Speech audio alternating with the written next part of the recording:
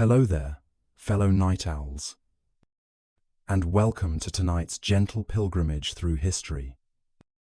I'm so glad you've joined me for another unhurried journey into the past. Tonight, we'll trace the long, winding story of a land and a people whose spirit has echoed from ancient desert tents to modern city lights. The story of Israel. Before we begin, I'd love to know where in the world you're listening from and what time of day it is for you right now. Feel free to leave a comment and let me know. Are you curled up in bed after a long day, ready to drift off to sleep? Or perhaps you're simply looking for a pocket of calm amid your waking hours?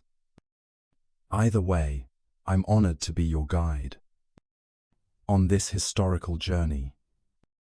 If you enjoy immersive, relaxing storytelling, tales where careful history meets soothing narration, I invite you to subscribe to this channel. We'll explore many more captivating moments from our shared past in future episodes. But for now, let's gently turn our attention to the hills and valleys of ancient Canaan. Close your eyes and imagine yourself transported back in time, over 3,000 years ago. Picture sunrise spilling soft gold across the limestone ridges of Jerusalem, the air scented with olive wood smoke and wild thyme. Pilgrims in woven cloaks ascend toward the Temple Mount, while merchants unroll carpets and copperware beside the stone arches of the bustling marketplace. Voices mingle in Hebrew, Aramaic, and the languages of distant caravans, each syllable carried on a warm desert breeze.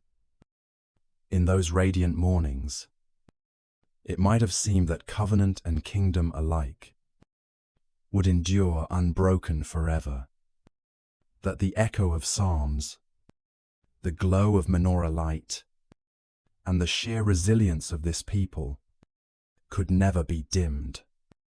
Yet Israel's saga, like every great epic, is shaped by triumph and trial, exile and return. It is a tapestry woven with prophets and poets, warriors and wanderers, ordinary families tilling soil beneath a restless sky. Over the next half hour, we'll meander calmly through that tapestry, from the shepherd kings of antiquity to the scholars of exile, from desert fortresses to modern avenues lit with possibility. We'll meet sages both wise and radical, leaders both revered and reviled, and a vibrant cast of everyday souls, trying simply to live, pray, and dream. So make yourself comfortable, take a slow, deep breath, and let the modern world fade to a quiet hush. Together, we'll slip beyond the veil of time and wander the storied paths of Israel, a land where ancient laments and new beginnings still whisper beneath the moonlit sky. Before the world had names for its cities, before mountains were drawn on maps and borders were carved into stone, there lived a man in the city of Ur, an ancient settlement nestled near the banks of the Euphrates River. This was a place of bustling markets, low adobe homes, and shrines to moon gods. But the man we speak of felt something deeper stirring beneath the noise of trade and idol worship. His name was Abram, later called Abraham, and in his heart echoed a voice no of men or kings, but of the divine. Abraham's journey was not hurried.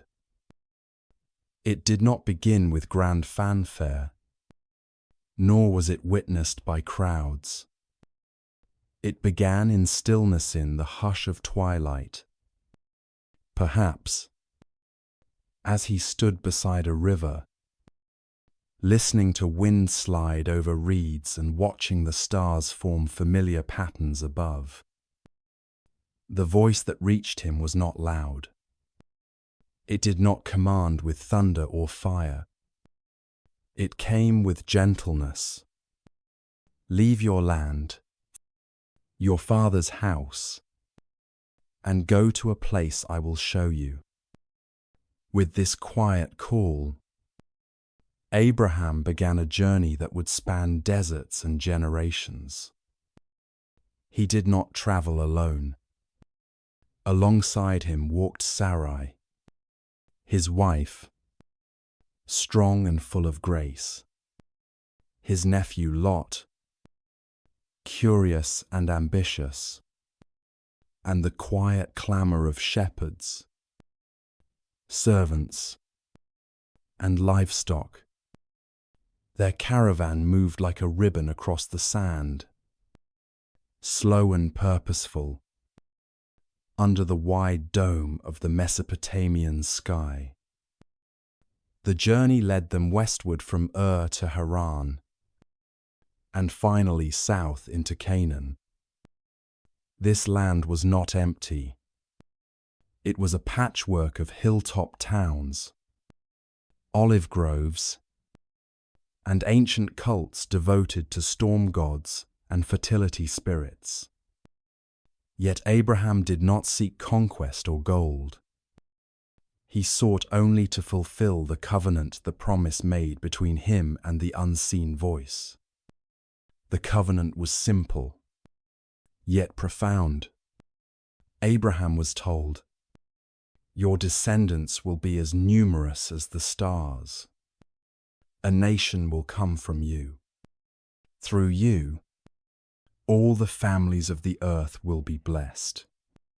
And in return, Abraham would walk in faith, trusting even in what he could not see, building altars on hilltops and whispering prayers beneath silent skies. Canaan, to Abraham, was not just a land of trees and stones. It was a sacred canvasa place where obedience became worship.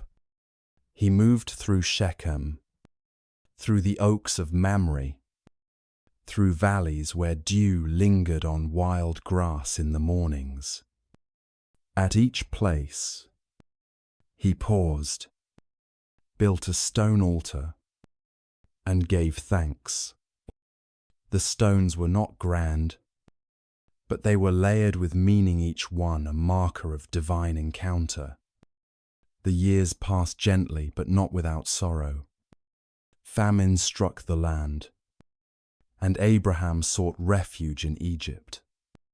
There, he saw the splendor of pyramids, the wealth of pharaohs, the order of an empire, but his heart remained tethered to Canaan. Egypt was never home. He returned northward, again to the hills and groves, where tents could be pitched and livestock could roam. His herds grew, and so did Lot's, and soon their shepherds quarreled over grazing land. So Abraham, ever the peacemaker, suggested they part ways. Lot looked toward the fertile plains of Sodom and Gomorrah, while Abraham remained among the hills. Later, when Lot was captured in war, Abraham quietly gathered his men and rescued him, not with vengeance, but with quiet resolve. He asked for no reward, only offered thanks to the God he served, the same one who had called him from Ur. One night, under an especially dark sky, the voice came again. Abraham looked upward, into the velvet heavens pricked with countless stars, and the voice whispered, "Count them. If you can, so shall your descendants be. In that moment, Abraham believed, not because the sky was proof, but because the voice was enough. Yet still, he had no child. Sarai, now older, shared her sorrow, and in her desperation, offered her servant Hagar to bear a child in her name. Thus Ishmael was born wild, strong, destined for his own journey. But years later, when Abraham was nearly 100 years old, and Sarai 90, laughter echoed in their tent. A child, born to both, named Isaac, he who laughs, and with his birth, the covenant felt sealed, not just in spirit, but in blood and flesh and joy. There were more altars, more travels, more prayers spoken over gently burning wood. In one of the most mysterious stories told of Abraham, he is asked to offer Isaac upon a mountaintop, a request so haunting it trembles across centuries. Yet Abraham rose early, carried wood, climbed in silence, and in the final moment, when knife met air, the voice cried, "Stop!" A ram, caught in a nearby thicket, took the place of the boy. This story, difficult and divine, speaks of trust beyond understanding. In his final years, Abraham watched his sons grow, buried Sarai in a cave he purchased himself, and passed into sleep at a ripe old age full of days and full of peace. He was buried beside Sarai, under the trees of Mamre, where cicadas sing in the heat of summer and leaves fall softly in autumn.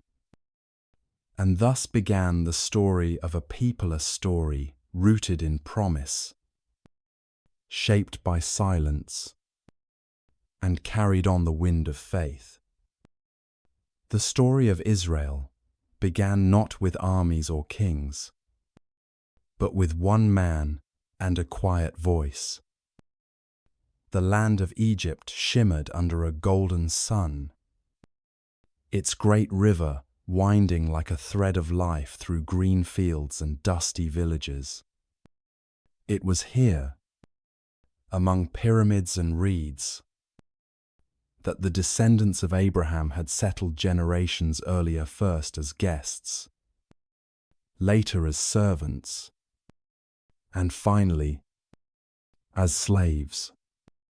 The Israelites, once welcomed in times of famine, had grown numerous.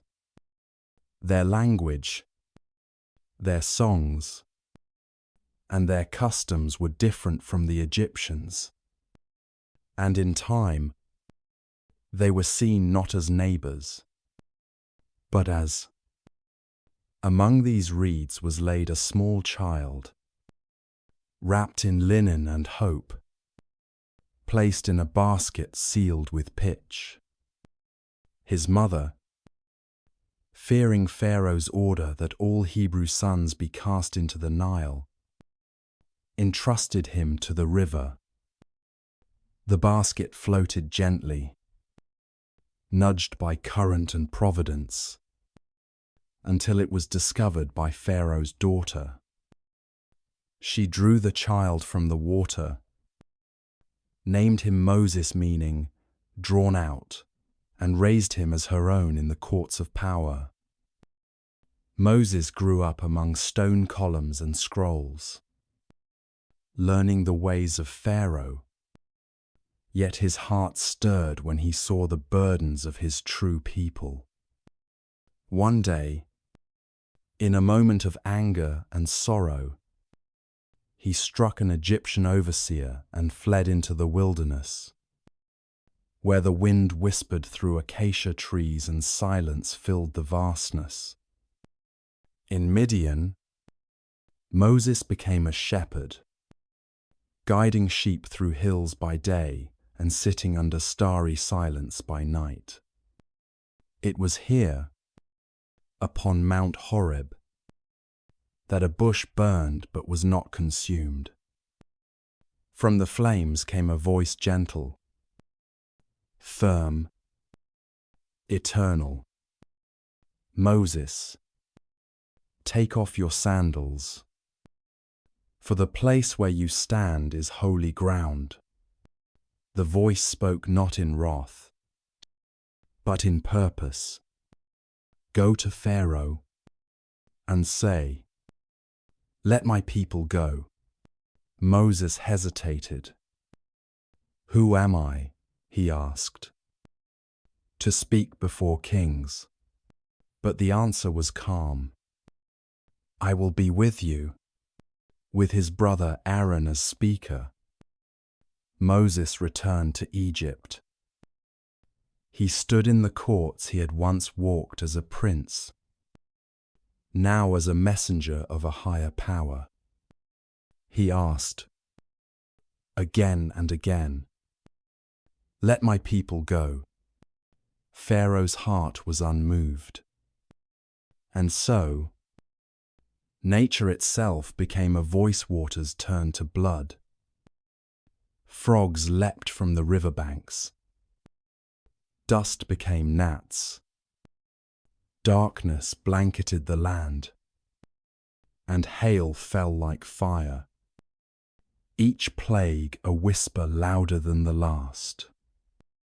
Until at last, on a night wrapped in shadow and stillness, every Hebrew family lit a lamp, roasted lamb, and marked their doorposts with blood. The angel of death passed over them, sparing their children, but not the house of Pharaoh. It was then, in grief and silence, that Pharaoh released them. So began the Exodus. By moonlight they departed men, women, children, cattle, all carrying with them unleavened bread and ancestral bones. They walked not in chaos, but in quiet formation, as a people becoming something new. Yet Pharaoh's heart hardened once more, and he gave chase with chariots and spears. The Israelites reached the edge of the Red Sea waves before them, warriors behind. Then Moses lifted his staff. A wind, deep and steady, blew across the water. The sea parted. Walls of water stood tall on either side, and the people walked through on dry ground. When the Egyptians followed, the waters returned, and silence once again fell across the sea. On the far shore, they sang, not songs of triumph, but of awe. Miriam, the prophetess, took a tambourine and led the women in dance, free at last. But freedom was not simple. They entered the wilderness not as slaves, but not yet as a nation. In the desert, they hungered, and manna fell like dew each morning. They thirsted, and water sprang from rock, and they questioned, doubted, complained. Still, the journey continued. At Mount Sinai, thunder rolled across the peaks, but the people stood below. Moses alone ascended, veiled in cloud and mystery. There, he received the 10 Commandments and words, carved in stone, meant to guide a people not by force, but by covenant. You shall have no other gods before me. You shall not steal. You shall remember the Sabbath and keep it holy. These were not laws of empire, but of relationship between people and between people and the divine. Yet even as Moses descended with stone tablets in hand, he found the people dancing around a golden Calphan idol born of impatience. In sorrow, he shattered the tablets. But the covenant was not broken forever. Moses interceded, prayed, and received new tablets. Time passed. The people camped, moved, circled, and waited. Their shoes did not wear out. Their clothes did not rot. But those who left Egypt would not enter the land. Their children would. Moses stood at the edge of the promised land, atop Mount Nebo. He looked out across the hills of Canaan, the same land Abraham had once wandered, and he smiled. Then, quietly, he lay down. He was buried in a valley no one would find, under soft soil and stars. His story would be told for millennia, and the people, now ready, crossed the Jordan River into promise. The Jordan River wound gently through hills and valleys, its banks lush with reeds and olive groves. As the Israelites settled the land, they did not simply arrive, they planted, built, remembered, and worshipped. Each tribe was given a portion of land, and each village echoed with the rhythms of life. The clang of iron tools, the lowing of cattle, the laughter of children chasing goats through narrow paths. They were no longer wanderers.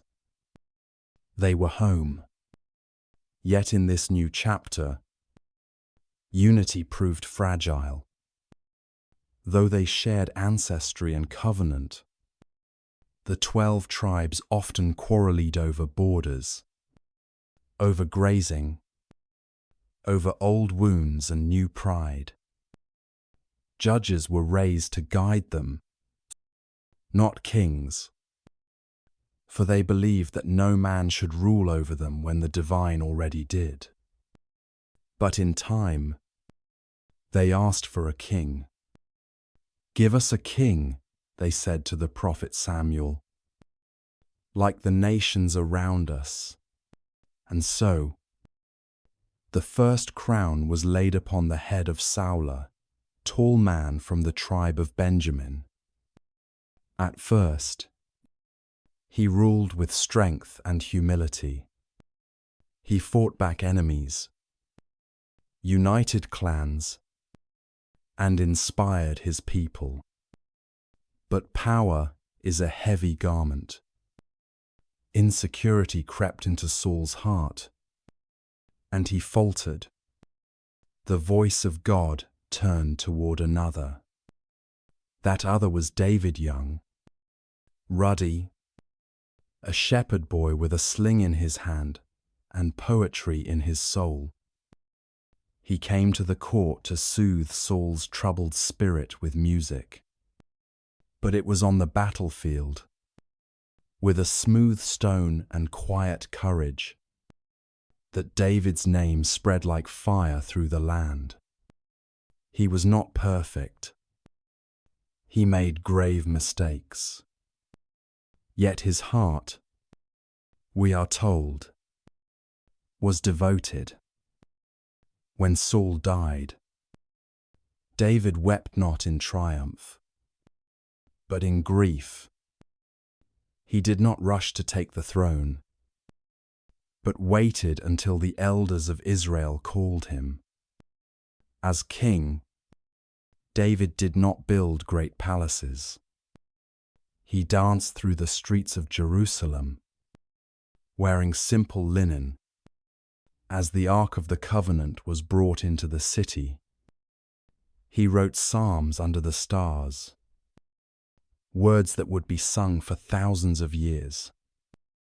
The Lord is my shepherd. I shall not want. Under David, Jerusalem became the heart of the people. It was a city of song, of scrolls, of longing. David dreamed of building a temple, a house for the divine. But that task would fall to his son. Solomon, born of Bathsheba, inherited both wisdom and wealth. He was not a warrior, but a builder, a thinker, a seeker. When he became king, he asked not for riches or power, but for understanding, and it was given. Solomon's court became a place of diplomacy and poetry. Rulers came from afar to listen to him speak, among them the Queen of Sheba, who brought spices and gold and questions. In the 4th year of his reign, Solomon began building the temple. Cedar wood was floated down from Lebanon. Stones were carved at quarries so that no hammer would sound upon the holy hill. Gold adorned the inner chambers, and cherubim stretched their wings across the inner sanctuary. When it was finished, Solomon gathered the elders, the priests, and the people.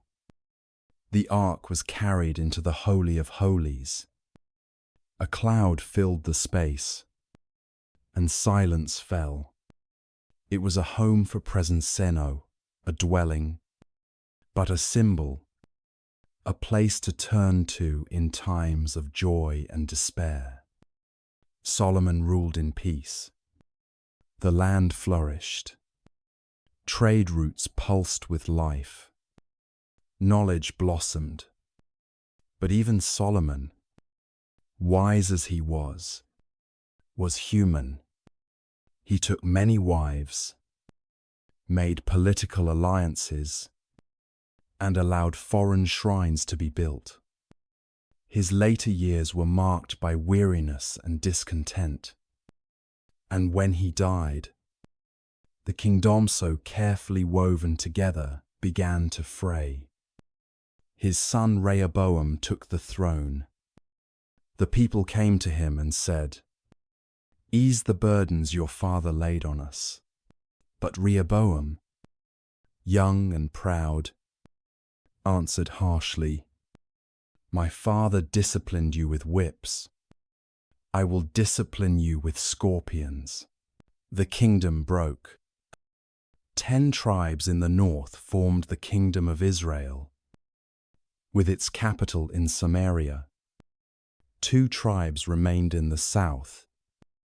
In Judah, loyal to David's line, centered in Jerusalem, brothers became rivals. 2 nations, 1 story. Kings came and went. Some ruled with justice, building altars and restoring the festivals. Others turned toward idols, forgot the covenant, and grew drunk with power. In the north, golden calves were erected. In the south, Prophets wept. Elijah called down fire on Mount Carmel. Amos thundered about justice rolling like waters. Isaiah spoke of peace, of a child who would lead them. But the people listened only briefly. Comfort dulled their ears. Greed clouded their hearts. Yet through it all, the temple still stood. Pilgrims still came. Psalms still rose from stone courtyards. Jerusalem, they sang, if I forget you, may my right hand forget its skill. The days of kings continued, some bright, some dark, and all the while, far away, empires stirred. Assyria sharpened its spears. Babylon built towers that touched clouds. The wind began to shift. And soon, both Israel and Judah would face judgment not of wrath, but of consequence. The covenant had been written in faith, sealed in promise, but it was not a shield against forgetting. The days of the kings were drawing to a close. It began with a whisper carried on desert winds, a warning not heeded, a prophecy fulfilled. For many years, the prophets had spoken: Isaiah, Jeremiah, Micah. They had cried out in the streets, in the courts of kings, and beneath the temple's towering columns. They spoke of justice, of returning to the covenant, of danger on the horizon. But power makes ears grow heavy, and comfort softens resolve. And so, as the rising sun lit the spires of Babylon, a great empire awakened. Babylon had grown strong under the leadership of King Nebuchadnezzar, warrior and builder, a man of vision and conquest. His armies swept across the ancient world like waves over sand, swallowing kingdoms, breaking walls, reshaping maps. In 597 BCE, his eyes turned to Jerusalem. The Babylonian army marched across the fertile crescent arches, gleaming. Banners high, and surrounded the city that once danced with David's psalms. The gates groaned beneath siege engines. The streets fell silent. And when the walls were breached, Jerusalem wept. The first deportation came like a sudden storm. Young men of promise, scholars, artisans, nobility were taken eastward, marched under foreign stars, their shadows long upon unfamiliar soil. Among them was Daniel, whose wisdom would one day speak to kings in a foreign court. But Jerusalem still stood, for now. A puppet king ruled, but resistance simmered. The people still believed their temple, their city, would be spared. But the prophets knew better. Jeremiah walked its alleys barefoot, proclaiming what no one wanted to hear. In 586 BCE, Babylon returned. This time, there would be no reprieve. Nebuchadnezzar's army broke the walls, razed the palaces, looted the treasures, and then they came for the temple. The place built by Solomon, adorned with cedar and gold, thick with incense and song.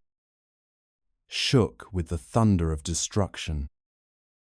Flames danced upon holy scrolls. Smoke rose where once prayers had.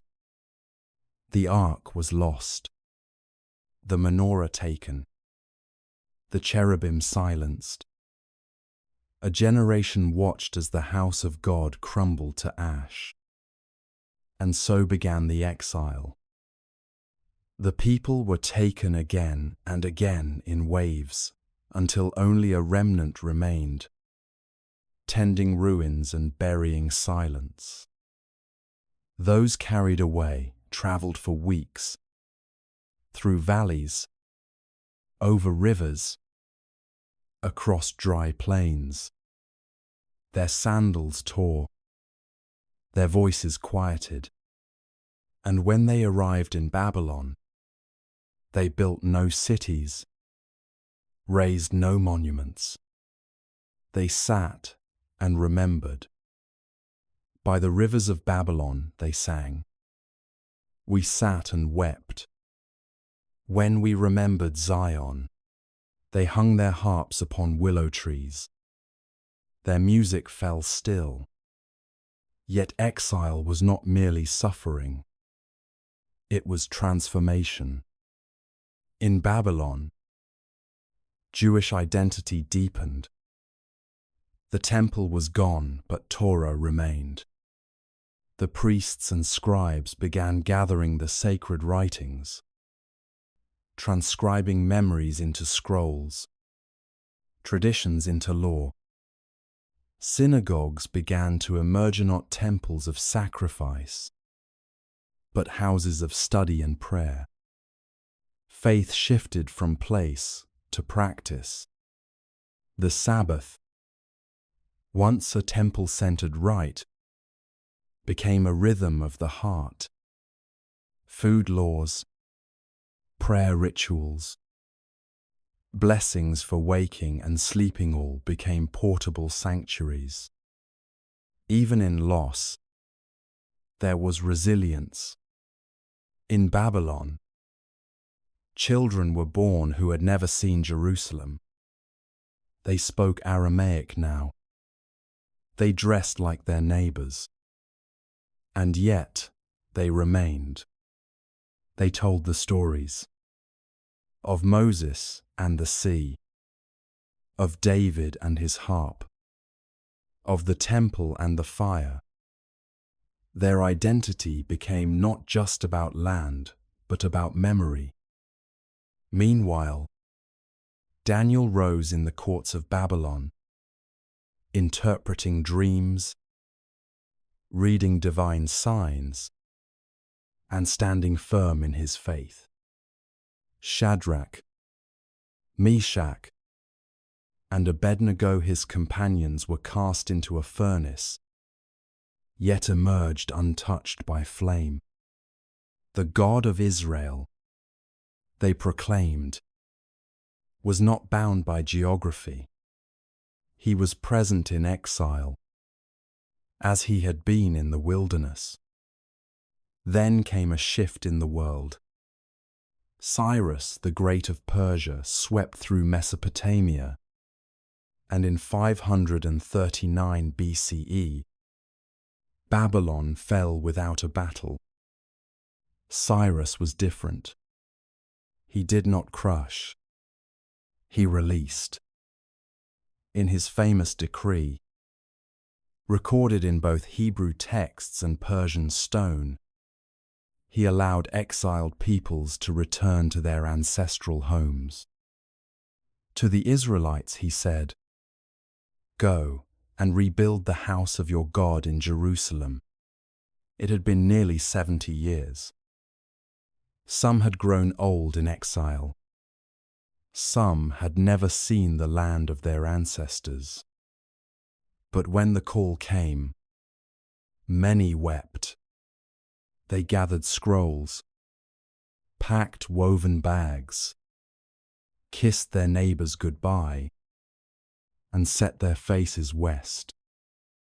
The journey back was long. They passed again through the landscapes of exile, only this time, not in chains, but in song. They returned not to glory, but to rubble. Jerusalem was a ghost. Walls broken, gates burned, streets overgrown, but they returned and began to rebuild. Stone by stone, gate by gate, the foundation of a new temple was laid. When the elders, who had seen the first temple in their youth, beheld the new foundation, they wept, some in grief, some in joy. Their tears mingled with the dust. It would be years before the second temple was finished. There would be opposition, delays, discouragement, but they did not give up. They remembered the words of the prophets. They remembered the songs by the rivers. And slowly, steadily, Israel returned not just to land, but to itself. The exile was not the end. It was a refining, a quiet burning away of what was temporary, and a deepening of what would endure. The journey home began not with trumpets, but with quiet decision. It had been decades since the people of Judah were taken from their homes. An entire generation had been born in Babylon. Some had grown old under the soft shadows of Mesopotamian gardens. They had built homes, learned trades, and woven the Aramaic tongue into their daily speech. But now, a decree changed everything. Cyrus the Great, king of Persia, having conquered Babylon in 539 BCE, issued an edict. It was simple, powerful, and unlike anything the people had expected. The exiles were free to return. They could go home. They could rebuild their temple. They could once again stand on the stones of Zion. The message traveled quickly through the Jewish communities scattered across Babylon. Some wept. Some sang. Others hesitated. What was left in Judah? Ruins? Bandits? Foreign settlers? Not all chose to go. Some had grown too attached to the rhythm of exile. But a remnant rose. They packed their scrolls and songs. They gathered tools and seeds. They kissed familiar doors one last time and began the long walk west, toward a land known only through stories. The journey was not easy. It took months across dusty terrain. But the hearts of those who walked were lightened by hope. When they reached Jerusalem, they found silence. The city was broken, walls collapsed, gates rotted, fields overgrown. Jackals prowled beneath the old Temple Mount. The once mighty city of David had become a scattered memory. But they were not discouraged. Led by Zerubbabel, a descendant of David, and Joshua the high priest, the returnees began to build. Not walls, at first, but an altar. In the center of the ruin, amidst weeds and ash, they erected a simple altar of stone. And there, for the first time in nearly 70 years, the smoke of sacrifice rose again toward the heavens. They observed the Feast of Tabernacles. They read from the law. They sang psalms older than memory. Then, with unity and reverence, they laid the foundation for a new temple. This one would not be like Solomon's. There were no gold-covered walls, no cedar beams from Lebanon, no Ark of the Covenant to rest within the inner sanctum. But there was faith, and with each stone lifted, that faith grew stronger. The elders, who remembered the glory of the first temple, wept aloud when they saw the foundation. Some said their tears were of sorrow for what was lost. Others said they were of joy for what might still come. Their cries mingled with shouts of younger men, and the sound was heard far away. Not all in the land rejoiced. There were enemies' neighbors who feared the rise of a restored Judah. They mocked, threatened, and conspired. Construction halted. Years passed. But then came prophets Haggai and Zechariah, whose words rekindled the fire in weary hands. Be strong, all you people of the land, said Haggai, and work, for I am with you. So they built again. In 516 BCE, exactly 70 years after the destruction of Solomon's temple, the second temple was completed. It stood less majestic, but no less sacred. It became once again the heart of the people. Worship was restored. Priests returned to their duties. Psalms echoed once more through the courts. Festivals were observed, not just in memory, but in presence. But rebuilding a temple was only part of the work. The people needed to rebuild themselves. Years later, a scribe named Ezra arrived in Jerusalem. He came not with bricks, but with scrolls. He read aloud from the Torah, standing on a wooden platform as the people listened from dawn until midday. When they heard the words of the covenant, many wept. But Ezra said, "This day is holy. Do not mourn. The joy of the Lord is your strength." Alongside him was Nehemiah, a royal cupbearer turned governor, who saw the broken walls and vowed to restore them. With sword in one hand and trowel in the other, the people rebuilt the walls of Jerusalem in just 52 days. Gate by gate, stone by stone, their city took shape. The walls were not just protection, they were identity. They enclosed memory. They framed belonging. Jerusalem breathed again, and with her breath came law, order, and sacred rhythm. The Torah became central to daily life. Markets paused on the Sabbath. Children learned letters from scrolls. New psalms were written alongside the old. Sacred time re-entered the city.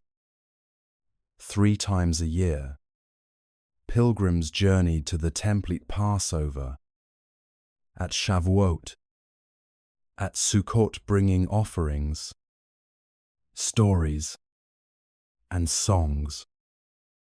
The city filled with voices from distant villages. The steps of the temple wore smooth under countless sandals. The priests carried out rituals with care. Incense curled through marble corridors. Trumpets called the people to gather. And in the women's courts, in shaded corners, In the rhythm of everyday prayers, the spirit of a nation flickered and grew. Still, Judah remained under foreign rule, first Persia, then the Greeks. But in the shadow of empires, the people stood tall, not in rebellion, but in resilience. They told their children, "We are a covenant people. We remember. We endure." The Second Temple era marked more than a return.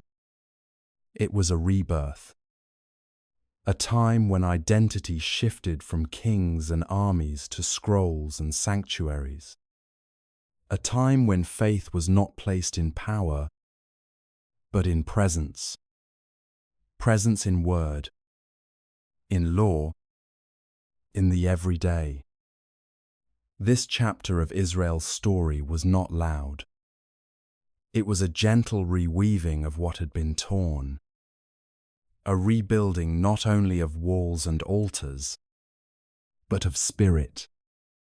And that quiet strength would carry them through what was still to come. The centuries turned, as they always do. Empires rose, each one claiming to shape the world. Persia's rule, though distant and largely tolerant, eventually gave way to a new tide from the Wester tide, bearing strange language, customs, and gods. In 332 BCE, the young conqueror Alexander of Macedon swept into the region like a desert wind. His armies crossed the Hellenic world into the Levant, and the land of Judah came under the shadow of Greece. Alexander did not destroy. Instead, he introduced. Greek cities were built along the coast. Gymnasiums appeared. Theatres echoed with foreign tales. Marketplaces bustled with olive oil and philosophy. Some Jews adopted the new way, studying Greek, dressing in togas, giving their children Hellenic names. Others hesitated. They remembered the covenant. They clung to the rhythms of the Torah. This gentle tension grew, quietly at first, between tradition and adaptation. After Alexander's death, his empire splintered. Judah became a pawn between the Seleucid Greeks to the north and the Ptolemaic Egyptians to the south. At times, life went on peacefully. But in 175 BCE, a new ruler rose, Antiochus IV, Epiphanes.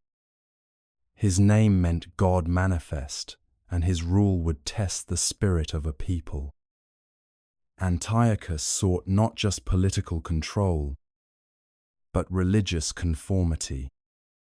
He banned Sabbath observance. He outlawed circumcision. He desecrated the temple, dedicating it to Zeus, and placed a statue of the Greek god in the Holy of Holies. Swine were sacrificed on the altar of the Lord. It was too much. In the small village of Modian, a priest named Mattathias refused to bow. He struck down a royal official and fled to the hills. With him were his sons warriors, poets, visionaries. Among them was Judah, called Maccabee the Hammer. What followed was not a war of empires, but of identity. The Maccabees, with farmers and shepherds as soldiers, waged guerrilla warfare against a trained imperial force. They struck by night, vanished by day, hid in caves, prayed in whispers. And after years of struggle, they succeeded. In 164 BCE, they entered Jerusalem. The temple was in ruins, the altar defiled, the lamps extinguished. But they began again. They purified the temple, rebuilt the altar, and on the 25th day of the Hebrew month Kislev, they relit the menorah. According to tradition, they found only one jar of pure oil enough for a single day. Yet the flame burned for 8. And so, Hanukkah was born, not from conquest, but from faith, not from wealth, but from endurance. The Hasmonean dynasty was established, a rare moment of Jewish autonomy. Kings rose from among the priests. Walls were built. Trade flourished. Festivals grew. But internal conflict returned. Factions formed. Ambitions stirred. And once again, the winds of empire returned, this time from Rome. In 63 BCE, the Roman general Pompey entered Jerusalem. The city fell not with fire, but with politics. Rome did not erase Judea. It absorbed it. Herod the Great, a Roman client king, took the throne. A complex figure, Herod was ambitious, brilliant, and deeply insecure. He renovated the Second Temple, expanding it into a wonder of the ancient world. Marble gleamed, columns soared, courts stretched wide. But Herod's rule was also marked by paranoia. He built fortresses in the hills Masada. Herodiumich won a retreat from imagined threats.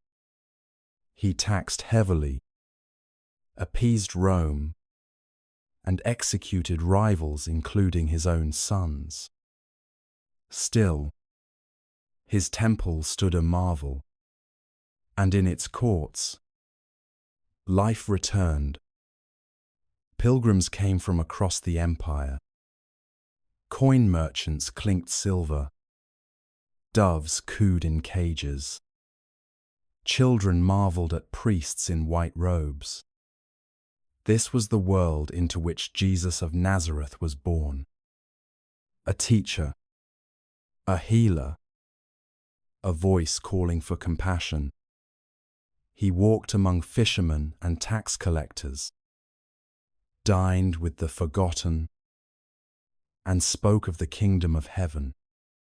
He taught on hillsides, from boats, in quiet homes. Some saw him as a prophet, others as a threat. In his final days, he entered Jerusalem during Passover when the city swelled with pilgrims. He overturned tables in the temple. He wept over the city. And he was arrested, tried, and crucified by Roman hands at the urging of local powers. His followers, though few, would carry his teachings far beyond Judea. But for now, Jerusalem remained tense. Roman governors ruled with soldiers and suspicion. The Zealots, a militant group, grew restless. In 66 CE, open rebellion ignited. It was bold, desperate, doomed. The Romans responded with force. Legions surrounded Jerusalem. The siege was brutal. Starvation set in. Families shared shadows with the dead. Fire claimed homes. In 70 CE, the Romans breached the walls. The Templar restored, revered. Radiant was set ablaze. Its gold melted into cracks between the stones. The priests, the scrolls, the choir saw silenced. Only one wall remained. The Western Wall. A place where tears would fall for generations. Judea was crushed, but not erased. Some fled to caves, others to the hills of Galilee. Learning continued.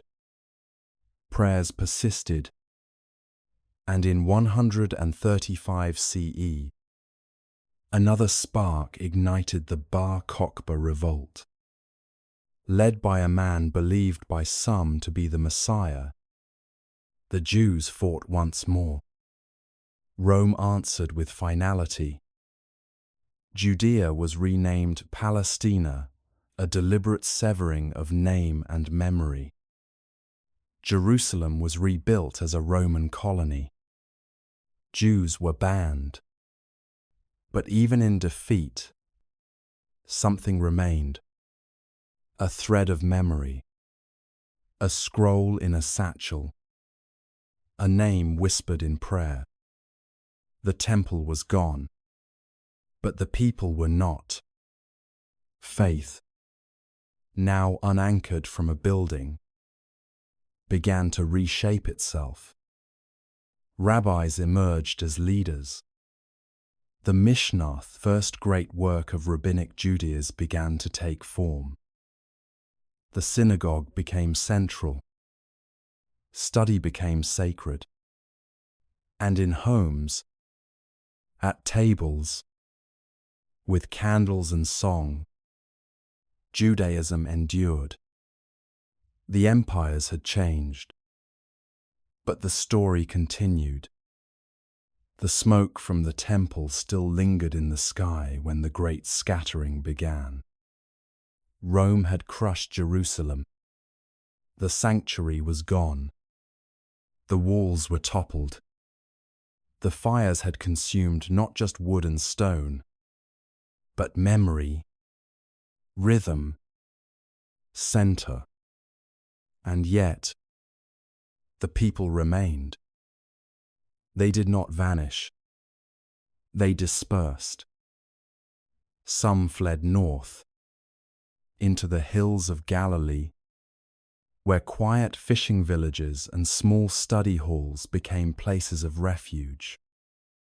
Others traveled west, boarding ships and tracing the contours of the Mediterranean coast.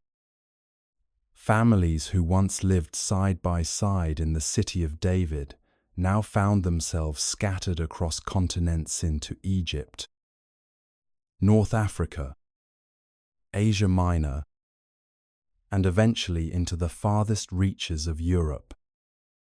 Thus began the Diaspora, a dispersion not of exile alone, but of identity stretched, redefined, remembered. In the absence of temple and priesthood, a new center emerged: the rabbi, the teacher. Synagogues took root, first in homes, then in dedicated halls. They became the new sanctuary's places, not of sacrifice, but of learning, prayer, and communal memory. Every Sabbath, candles were lit on countless tables. Parents taught their children the Shema. Hear, O Israel, the Lord is our God. The Lord is one. In small voices, under flickering lamplight, the story was retold. it was not always peaceful. In Rome itself, Jewish communities lived under suspicion. Later, under Christian emperors, laws were passed limiting where Jews could live, what trades they could pursue, how they could worship. Still, they remained. In Babylon now, under Persian rule, Jewish scholarship flourished. Great academies arose in Sura and Pumbedita. There, rabbis debated law, ethics, ritual, and memory. Over centuries, these discussions were woven into the Talmud, a vast tapestry of dialogue that became the heartbeat of Judaism in the diaspora. Elsewhere, in Egypt, Jewish life adapted. In Alexandria, they built great synagogues with pillars of marble and choirs of voices. They translated scripture into Greek so that even those who no longer spoke Hebrew could still hear the ancient words. In Yemen, in Ethiopia, in India, small communities developed unique melodies, garments, and customs, each preserving the core, each reflecting its own landscape. And in Europe, as the centuries turned, a new reality emerged. Under Christian rule, Jews were tolerated but rarely welcomed.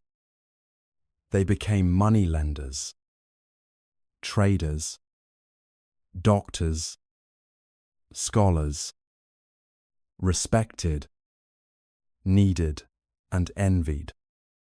Rumors grew. Accusations spread. In the Rhineland, entire communities were slaughtered during the Crusades. Their synagogues burned, their Torah scrolls torn. In Spain, under Muslim rule, a golden age blossomed. Jews wrote poetry in Arabic. They translated Greek philosophy into Hebrew. Maimonides, the great philosopher and physician, composed works still studied today. But even that golden age dimmed. Under Christian kings, pressure mounted. In 1492, the same year Columbus sailed west, Jews were ordered to leave Spain. Tens of thousands walked away from their homes, carrying what little they could: scrolls, candlesticks, memory. Some went to Portugal, only to be expelled again. Others sailed to the Ottoman Empire, where sultans welcomed them. In places like Thessaloniki, Constantinople, and Safed, they planted new roots. Still others moved deeper into Eastern Europe, Poland, Lithuania, Ukraine. There, Yiddish emerged, a language born of Germanic roots, written in Hebrew script, layered with prayers, jokes, lullabies. Shtetl, small Jewish villages sprang up among forests and rivers. Life was simple. Life was holy. Each week turned around the Sabbath. Each year turned around the holidays. Passover was marked with questions and matzah. Yom Kippur with fasting and tears. Hanukkah with flickering oil. And Purim with masks and joy. But shadows always loomed. In times of plague, Jews were blamed. In times of famine, they were scapegoated. Pogroms' violent attack swept through the Pale of Settlement. Homes were burned. Families scattered. Torah scrolls trampled. And yet, still, they remained. In every place they landed, Jews built schools. They opened prayer halls. They memorized texts. Faith, no longer bound to a temple, had become portable, folded into prayers, carried in stories. A grandmother in Morocco lit candles with the same blessing as a grandfather in Krakow. A boy in Aleppo learned to chant the same portion of Torah as a girl in Amsterdam. They were different, and they were one. Through all of it, Jerusalem remained a word of longing. Every Passover ended with the phrase, "Next year in Jerusalem." Every wedding, no matter how joyous, included the breaking of a glass dough, remember what had been lost. And every day, 3 times a day, prayers rose toward the east, toward Zion, toward home. The diaspora was not only dispersion, it was continuity. A river that flowed, not in one place, but through time. It connected market stalls in Fez to study halls in Prague. It linked the soft Hebrew of Yemen to the sharp Yiddish of Galicia. And in each place, the same scrolls were unrolled, the same words whispered. Blessed are you, Lord our God, King of the universe. The great scattering became a tapestry, woven with threads of sorrow and song, of endurance, of faith, of memory. The wind of history rarely rests. For nearly 2,000 years, the Jewish people had lived across continents scattered, surviving, remembering, in prayer, in story, in song. They had spoken of return to Jerusalem, to Zion, to home. But for many, it had become a spiritual dream, not a political goal, until the 19th century, when change stirred softly at first, like a distant breeze rippling through the pages of a sacred book. In Europe, revolution and reason reshaped nations. The Enlightenment opened doors once closed to Jews. Some left the ghettos. They became doctors, lawyers, poets. They embraced the languages and flags of the lands in which they lived. Yet acceptance was fragile. In France, Captain Alfred Dreyfus, a Jewish officer in the army, was falsely accused of treason. The trial exposed the raw nerve of anti-Semitism that still pulsed beneath society's polished surface. In Eastern Europe, the mask was thinner. Pogroms organized attacks against Jews swept through the Russian Empire. Entire towns were burned, synagogues shattered, children orphaned, and in the hearts of many, a question returned. Where is safety? Where is belonging? Among those who asked was Theodor Herzl, an assimilated Austrian journalist. Herzl witnessed the Dreyfus affair firsthand. In Paris, He saw crowds shouting, "Death to the Jews!" And he realized emancipation would not save them. He wrote a small book, Der Judenstaat, the Jewish State. In it, he declared that Jews must return to their homeland not merely for memory, but for survival. He called for a gathering, a congress, and in 1897, in the Swiss city of Basel, the first Zionist Congress convened. Hundreds came, religious and secular, rich and poor, old rabbis and young dreamers. They argued, they envisioned, they wept, and they declared the Jews would establish a national home in Palestine, the ancestral land.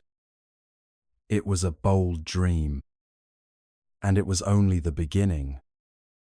Soon, small groups of Jews began making Aliyah, the ascent, the journey to the land. They came from Russia, from Yemen, from Germany. They arrived by ship, by foot, by faith. The land they found was not easy. Swamps bred malaria. Soil was dry. Ottoman bureaucracy was dense. But they built. First small farming communities, moshavim and kibbutzim. The kibbutz became a symbol of shared labor and shared dreams, where all property was held in common, where children were raised together, and the sunrise belonged to everyone. They planted eucalyptus trees to drain the swamps. They tilled rocky hills. They sang in Hebrew, a language not spoken on the streets for centuries.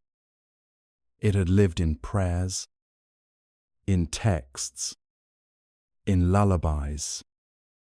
Now it returned to marketplaces, to poetry, to schoolyards. The revival of Hebrew was itself a miracle. Eliezer ben Yehuda, a linguist and visionary, insisted on raising his son speaking only Hebrew, the first native speaker in centuries. He compiled dictionaries, created new words, and encouraged others to believe that language, too, could be reborn. As the Jewish presence in the land grew, so did tension. The land was not empty. Arab villages, towns, and cities had long existed. At first, some cooperation emerged. Shared tools, shared wells. But misunderstandings and resentment took root. In 1917, during World War I, Britain issued the Balfour Declaration stating its support for the establishment of a Jewish national home in Palestine, while respecting the rights of existing communities. After the war, the League of Nations granted Britain the mandate over Palestine. Jewish immigration increased, especially as anti-Semitism continued in Europe. In the 1920s and 30s, thousands fled persecution in Poland, Hungary, Germany. They built new towns. Tel Aviv grew from sand dunes into a thriving Hebrew-speaking city. They founded universities, symphonies, newspapers. But Arab opposition grew, fearing displacement, fearing colonization. Clashes erupted. Riots. Massacres. The British, caught in the middle, restricted immigration. And then came the darkest shadow. In Germany, the Nazi regime rose. By the end of World War II, 6 million Jews had been murdered, parents, children, entire communities raced. The Shoah Holocaust shattered what hope had remained in European soil. And for the survivors, there was one dream left: to go home. Many tried to reach Palestine. They boarded ships weak, stateless, desperate. Some were turned away by British patrols. Others were interned in camps in Cyprus. But the world had seen too much. And finally, sympathy shifted. In 1947, the United Nations voted on Resolution 181 to partition Palestine into a Jewish state and an Arab state, with Jerusalem as an international city. The Jews accepted. The Arabs did not. And as the British prepared to leave, the region braced for war. But amidst the uncertainty, one declaration rang clear. On May 14th, 1948, in a small museum hall in Tel Aviv, David Ben-Gurion stood before gathered leaders and read aloud the Declaration of Independence of the State of Israel. He spoke of ancient ties to the land, of exile, of return, of hope. That night, radios across the world buzzed with the news. Israel was born, not from ease, but from persistence, not as an end to a journey, but as a new beginning. The Zionist dream had become reality, though not without cost. War followed, displacement, grief. But the flag was raised, the anthem was sung, and a people scattered for 2 millennia had, at last, a home. It was a Friday afternoon, warm, quiet, filled with the familiar stillness that precedes Sabbath in Jewish homes. But on this day, in 1948, that stillness held something more. In a modest hall on Rothschild Boulevard in Tel Aviv, David Ben-Gurion stood before a crowd of leaders, poets, farmers, teachers, survivors. At 4 p.m., he opened a scroll of declaration and began to read. We hereby declare the establishment of a Jewish state in Eretz, Israel, to be known as the State of Israel. Outside, radios crackled with the words. In Jerusalem, in displaced persons camps in Cyprus, in cafes in Paris and synagogues in New York, tears welled in the eyes of those who listened. After 2,000 years, a nation had returned. That night, as candles were lit for Shabbat, a flag was raised blue and white, with the Star of David shining at its heart. But peace did not accompany its birth. The very next morning, on May 15th, 1948 armies from Egypt, Jordan, Syria, Lebanon, and Iraq crossed into the new state. It was the beginning of the Arab-Israeli War. The odds were steep. The Israeli army was barely formed, many of its members recent refugees, survivors of ghettos and camps.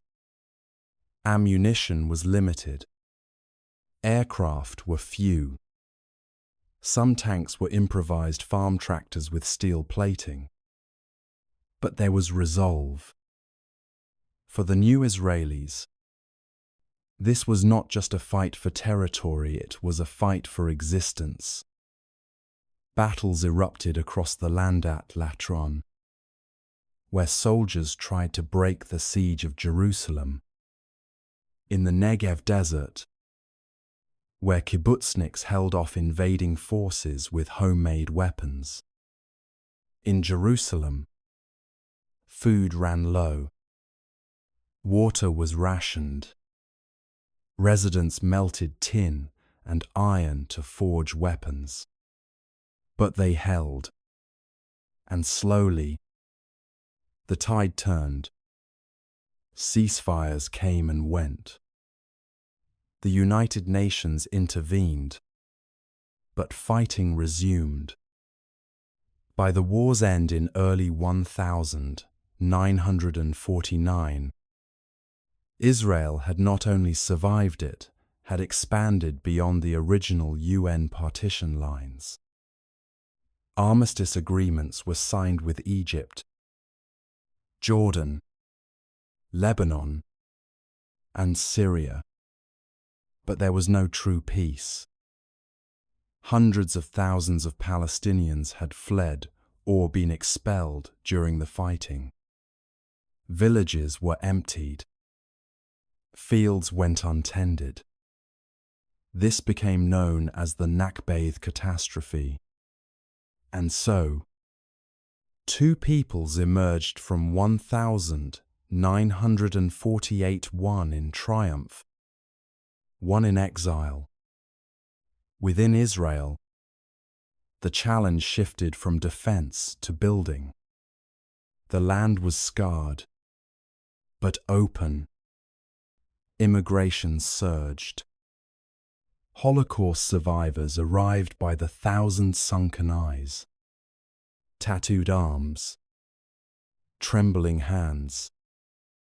They were joined by Jews from Yemen, Iraq, Morocco, Libya, many fleeing persecution and violence in Arab lands following Israel's creation. Tent cities sprang up across the country. Transit camps, Marlborough, housed entire families under tin roofs and cloth walls. Hebrew, once a sacred tongue, became the language of bus signs and grocery stores. Children learned it quickly. Parents stumbled, but tried. The government pushed forward. Swamps were drained. Forests planted. The Knesset, the national parliament, convened. Universities opened. Roads paved. In 1950, the law of return was passed. Any Jew, anywhere in the world, had the right to come home. It was not easy. Ethnic tensions rose between European Ashkenazi Jews and Jews from the Middle East and North Africa, Mizrahi and Sephardi Jews. Housing was tight. Resources stretched. But there was a shared mission: to turn dream into structure. Jerusalem, divided by barbed wire, stood half in Israeli hands, half in Jordanian. In the south, the Negev desert stretched empty. Ben Gurion dreamed of blooming it. Kibbutzim expanded, cultivating fields where nothing had grown for centuries. Tel Aviv grew its Bauhaus buildings sun-bleached. its streets alive with Hebrew, Arabic, Ladino, Yiddish, Amharic, and in 1967, another war came, the Six-Day War. Tensions had mounted for months. Egypt closed the Straits of Tiran. Syrian shells rained on northern villages. On June 5th, Israel launched a preemptive strike. In 6 days, the map changed. The Golan Heights were taken from Syria. The West Bank, including East Jerusalem, was captured from Jordan. Gaza and the Sinai Peninsula were taken from Egypt. For the first time since 1948, Jews could again stand at the Western Wall, the last remnant of the Second Temple. Soldiers wept as they touched its stones. Rabbi Goren blew a shofar. Psalms were sung. But the victory brought new complexity. With territory came occupation. With holy sites came new claims, new resentments. In 1973, war returned again. On Yom Kippur, the holiest day of the Jewish calendar, Egypt and Syria launched a surprise attack. For days, Israel struggled, but resilience remained. And when peace finally came, it did not come through war. In 1979, Egypt became the first Arab nation to sign a peace treaty with Israel. President Anwar Sadat stood before the Knesset. He spoke of history, of pain, of possibility. The handshake between Sadat and Israeli Prime Minister Menachem Begin, under the watch of US President Jimmy Carter, marked a turning point. Still, peace was fragile. In 1982, Israel invaded Lebanon, targeting the PLO Palestinian Liberation Organization. The conflict deepened regional tensions and drew criticism at home and abroad. And yet, life in Israel continued to grow. Immigrants arrived from Ethiopia, airlifted in secret operations. Russian Jews came in the 1990s as the Soviet Union collapsed. Technology boomed. Startups emerged in basement apartments. Drip irrigation turned deserts green. Medicine advanced. Universities thrived. The land once known for stones and sandals became a hub of satellites and cybersecurity. But the central tension remained unresolved. The Palestinians, many living in refugee camps or under occupation, sought a state of their own. In 1993, hope flickered again. The Oslo Accords were signed. Israeli and Palestinian leaders shook hands on the White House lawn. A vision was born. 2 states, side by side, in peace. But violence continued. Trust eroded. Leaders were assassinated. Agreements stalled. Still, the dream lingered. In the quiet, everyday life went on. Children played under fig trees. Grandparents told stories of exile and return. Weddings filled city squares with music. And on Friday nights, across the land, candles were lit. The founding of Israel was not a single moment. It was a long, layered process. A return, a reimagining, a rebirth, a promise answered, yet still unfolding. Dawn rises over the hills of Jerusalem, just as it has for thousands of years. And in that golden light, the modern story of Israel continues.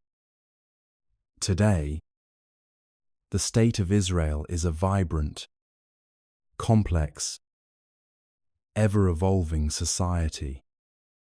Its cities hum with languages Hebrew, Arabic, English, Russian, Amharic.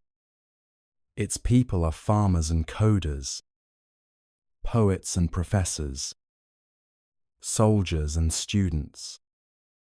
Its air carries the call to prayer from minarets, the murmur of Torah study, the laughter of children chasing pigeons through cobbled streets. Tel Aviv glows with modern energy. Skyscrapers rise beside Bauhaus buildings. Cafes brim with conversation. Startups are launched in spare bedrooms, and the scent of falafel and espresso drifts through every street. In Haifa, Jews and Arabs live side by side on terraced hills, the Baha'i gardens descending in quiet symmetry toward the sea. In the south, the Negev blooms a desert slowly greened by ingenuity. And in Jerusalem, the old and new intertwine.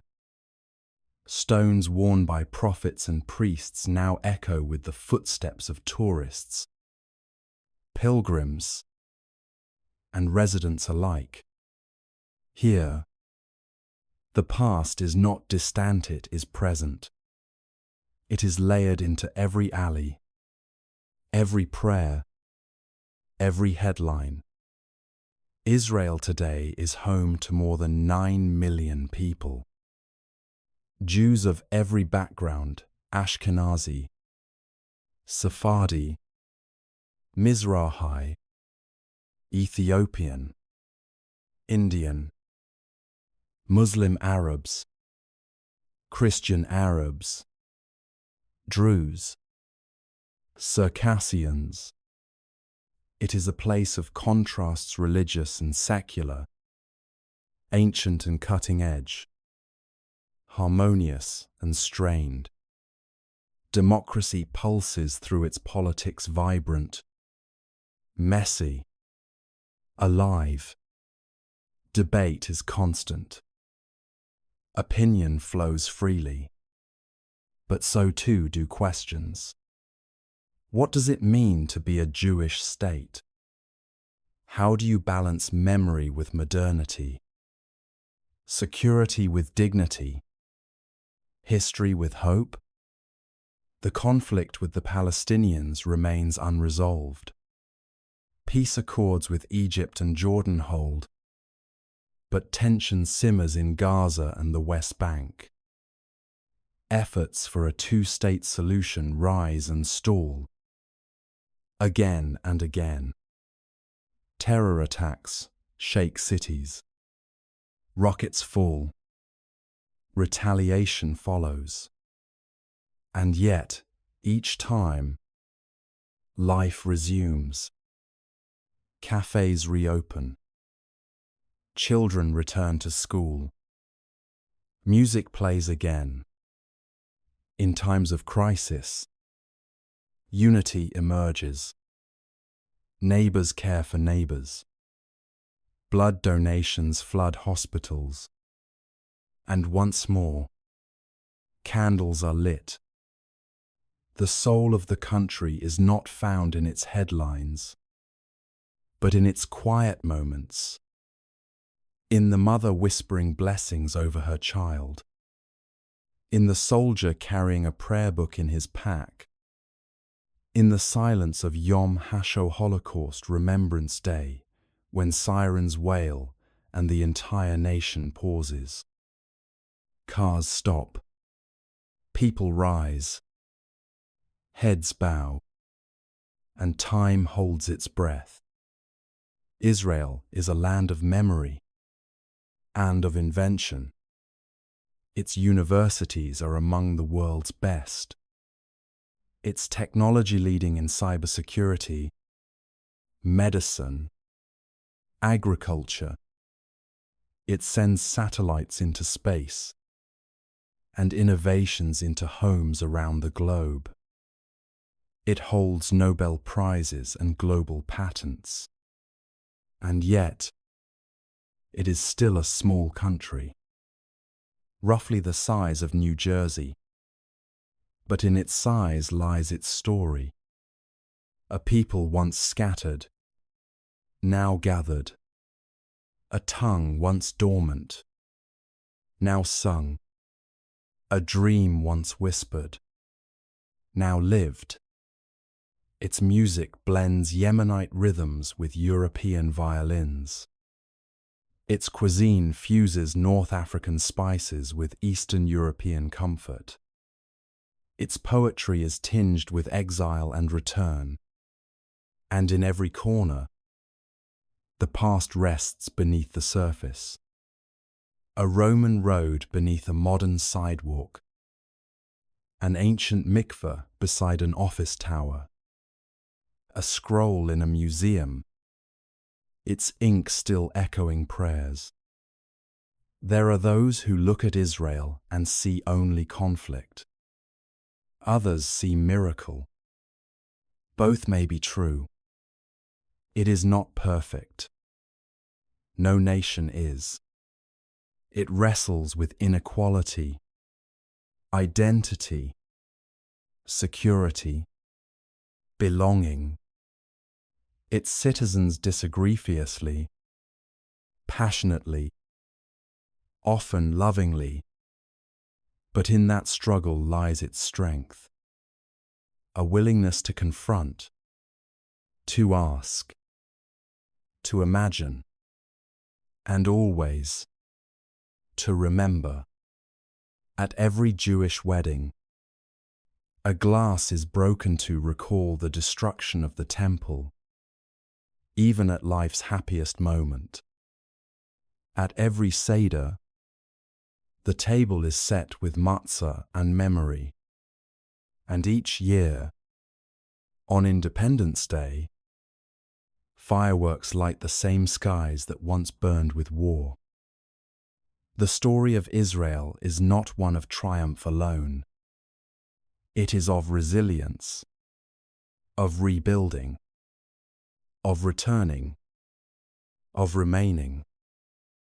From Abraham's journey to modern elections, from ancient scrolls to fiber optics, from desert tents to high-rise towers, Israel lives. And still it dreams of peace, of justice, of quiet mornings and secure nights, of a time when swords are beaten into plowshares, and children, all children, can grow in laughter, not in fear. That is the story. A gentle, ongoing journey, rooted in the past, blooming in the present, reaching always toward tomorrow. Dear late-night wanderer of history, we've reached the quiet shoreline of our long voyage through Israel's story. May these gentle echoes of kings, prophets, and pioneers have carried you toward calmer seas of thought.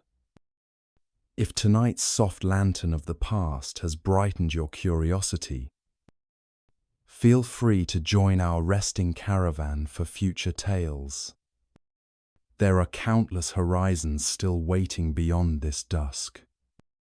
But for this moment, release the day's weight, nestle into stillness. Let the murmurs of ancient marketplaces fade with the stars, and drift into dreams of olive groves, stone streets, and distant songs. Rest deeply. Traveler tomorrow holds new pages to unfold.